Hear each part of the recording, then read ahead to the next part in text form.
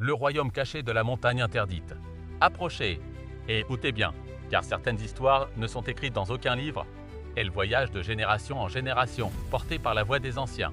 Voici l'une des plus mystérieuses légendes d'Afrique. Bien avant que les cartes ne dessinent le monde tel que nous le connaissons, une immense montagne dominait la savane.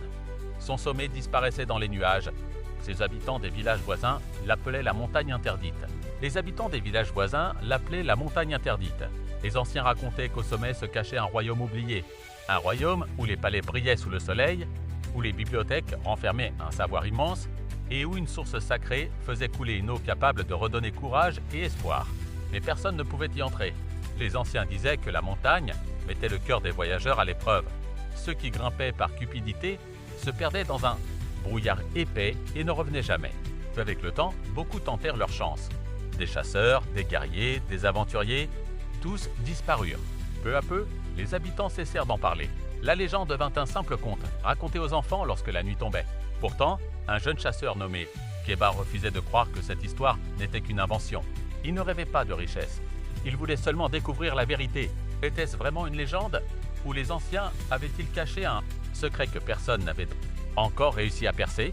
Un matin, avant même le lever du soleil, Kéba prit sa lance, son petit sac de voyage et quitta son village. Au début, le chemin semblait paisible. Les oiseaux chantaient, le vent faisait danser les hautes herbes et les rayons du soleil réchauffaient la terre. Mais plus il avançait vers la montagne, plus le silence devenait étrange.